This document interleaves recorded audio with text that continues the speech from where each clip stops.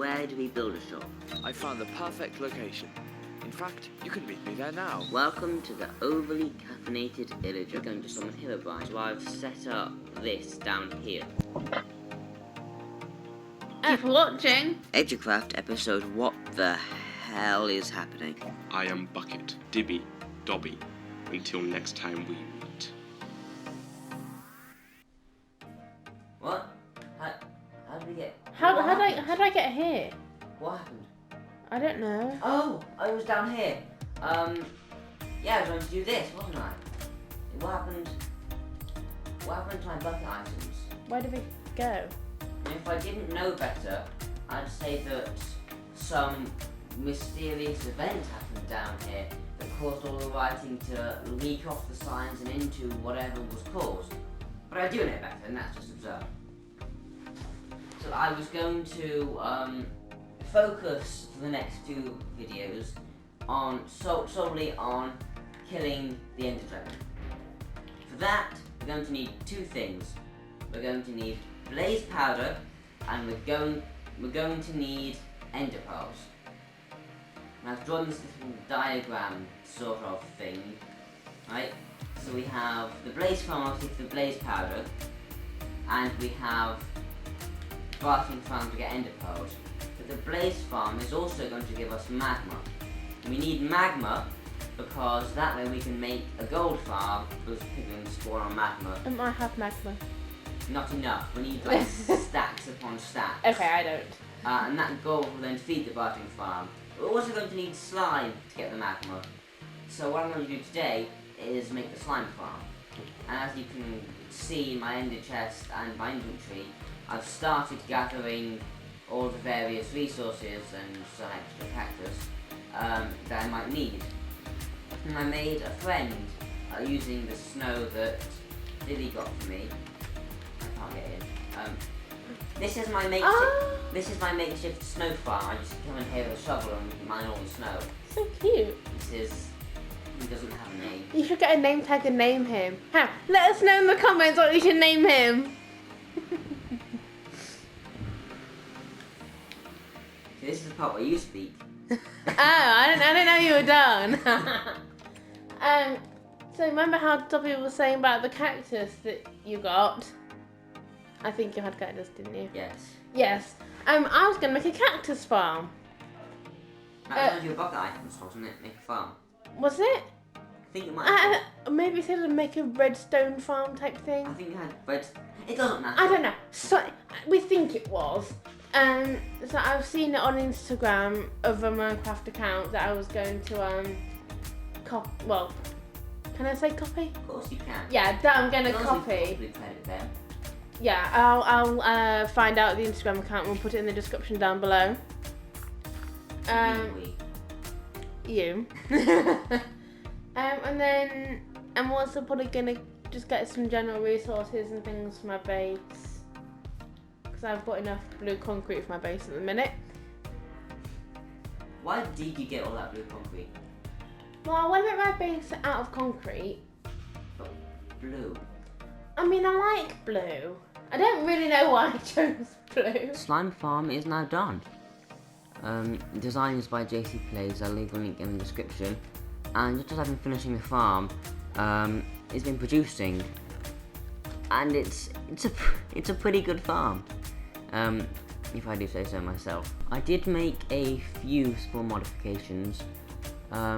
Main one being, if we come up here, it's taller than the design in the video. That's because I specifically chose a slime chunk in a swamp, because I'm not sure if you know this, but when it's nighttime, slimes spawn between the levels 50 and 70 only in swamps, depending on the phase of the moon. I just thought, why not get those extra layers for even more slimes? So that's what this bit sticking up here is. And while I was digging out all the platforms above, I found quite a lot of things. So if we look in here, it's mainly coal. Found a bit of iron, a bit of redstone, and 6 diamonds.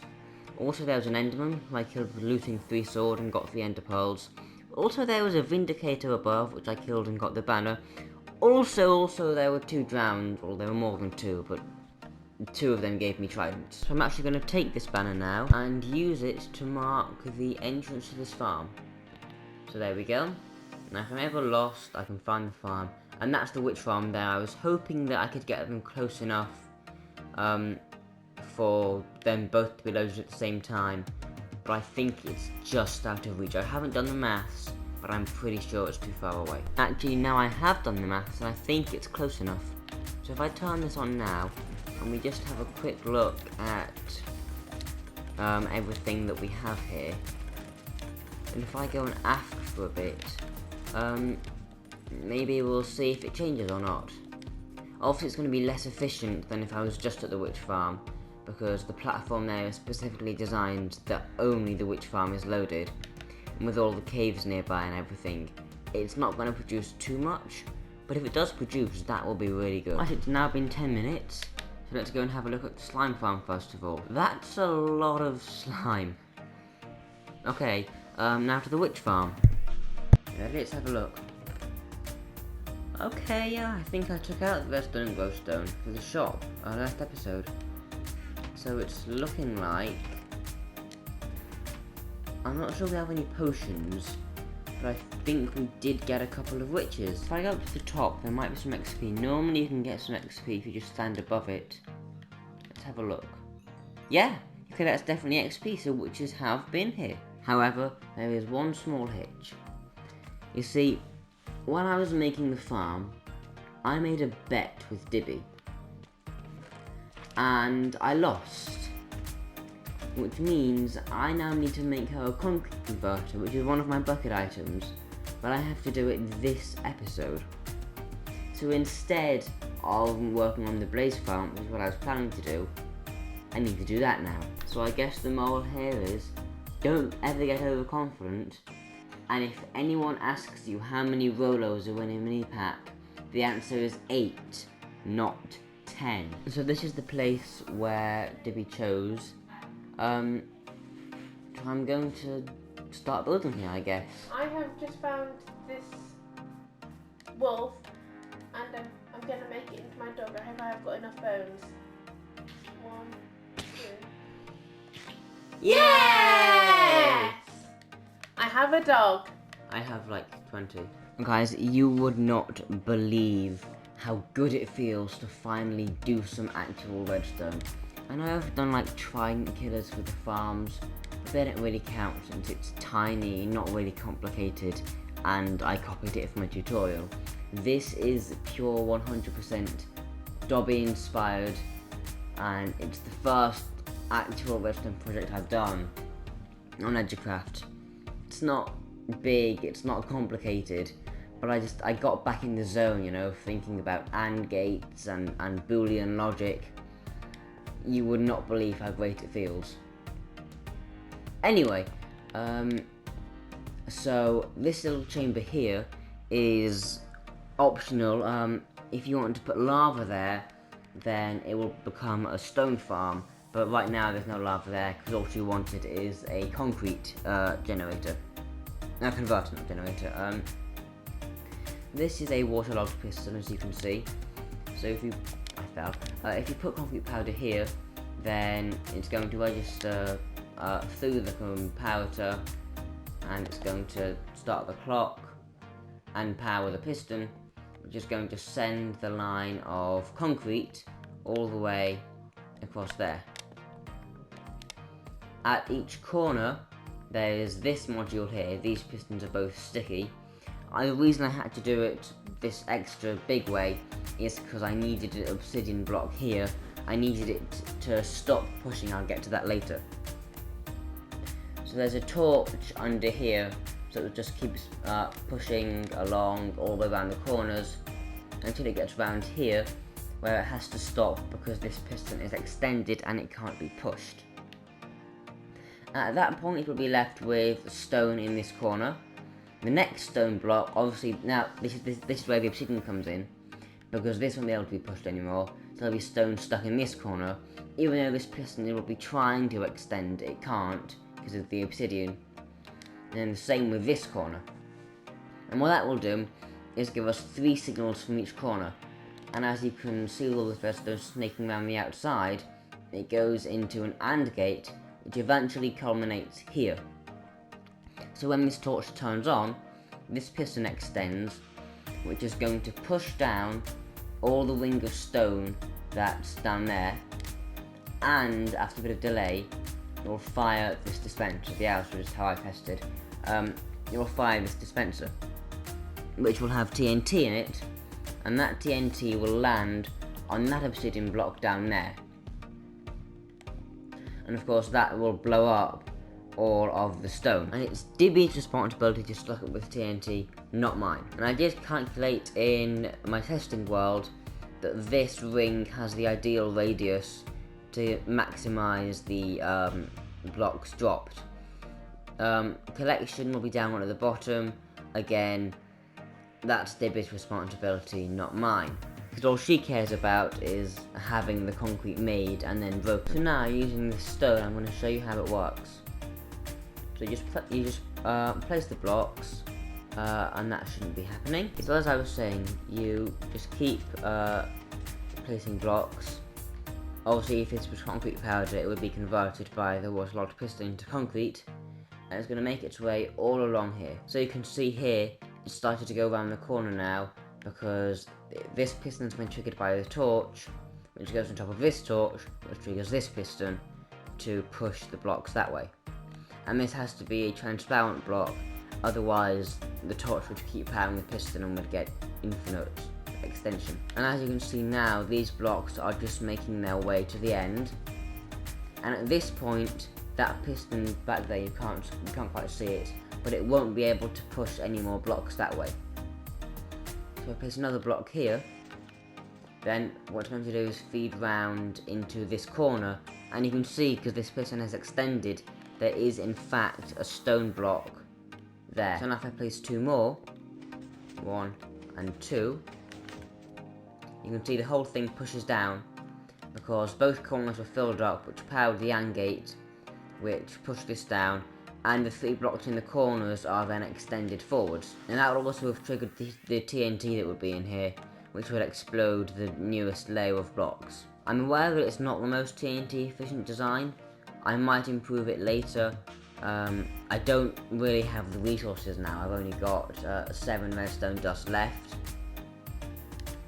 If I get more, I might come and improve it, or I might do an entirely new system like a gas chamber. Who knows? I couldn't help myself. I'm sorry, I got back from editing the video so far, and just as I was watching myself say, you know, I'm going to change the TNT filing system in the future, an idea came to me of how to improve it, and it doesn't actually need any more redstone. In fact, I've still got 1 dust spare, and as soon as it's morning, I will show you. Right, so, this is the system here. So there used to be a repeater going into the dispenser, right? What we have instead is this dropper, which will be full of however many items. It's variable, and every time the blocks get pushed down, we'll lose 1 more item from here into the hopper, which will be locked because there'll be things here locking the hopper. And then as soon as this is empty, this torch will turn on, which will fire the dispenser, and it will unlock the hopper, which will remove all the items, but oh no, that won't. Give me 1 minute. Slight modifications have been made, so now it can only go up to 3. If you have any more, it won't work. So you have your 3 items in here, and then 1 by 1, every time this fires, they'll move into the hopper, and eventually the dropper gets emptied, comparator turns off, this activates, and then we have this delay here. I could have had more, except it goes on top of the redstone here, so there wasn't much space, so we had to move this, and more importantly, I'm now out of redstone dust. Do you need some more redstone dust? No, it's fine. 3 is more than enough. So this delay allows for 3 items to end up back in here, but if you put any more in, all it will do is just leave them in here, which doesn't break anything, but it doesn't do anything either. So yeah, Did you do it? I think it might be done. So now we can take this off our list, as well as this, which was the sign for the coffee converter. I should probably put this back at some point, shouldn't I? Anyway, since we have a bit of time left, now I'm going to focus on this part of the job board, the Blaze Farm. I've got all the resources. The design is by JC Plays. These aren't important, I don't know why I have them. Anyway, to the Nether. Now I do have a confession to make. You may remember that last time we went into the Nether was episode 4. We stormed the fortress and were unable to find a blaze spawner. And I didn't want to have to keep looking forever. So what I did is I made a copy of this world, went in creative, found the fortress and located a spawner. So I memorized the way there. What I have to do is get there without dying. That gave me a heart attack, that. Oh god. Okay, I hope you despawn on the way back. So my objective is get in, get to the fortress, and secure myself without allowing enough time for any mobs to spawn. So just run as fast as possible, try and get the area loaded for minimal amount of time. I do have better gear now. I've got thorns on all my armor and a bunch of other stuff, so hopefully I shouldn't die. Plus I've got a bunch of totems in my end chest. Okay, here it is.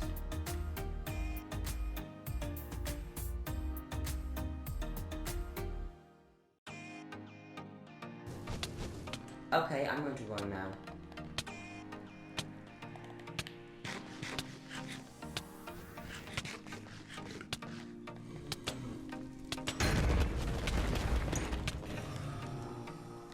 Oh dear.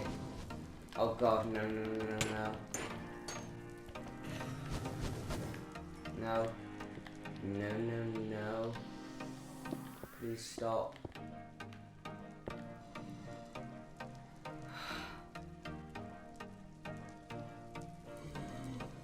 Wow. Wow. Okay. Wow. Take 2. I don't know how to find resistance and I'm not wearing gold, but I do have plenty of totems. So let's see how this goes. Ow. Oh god, this is not going well.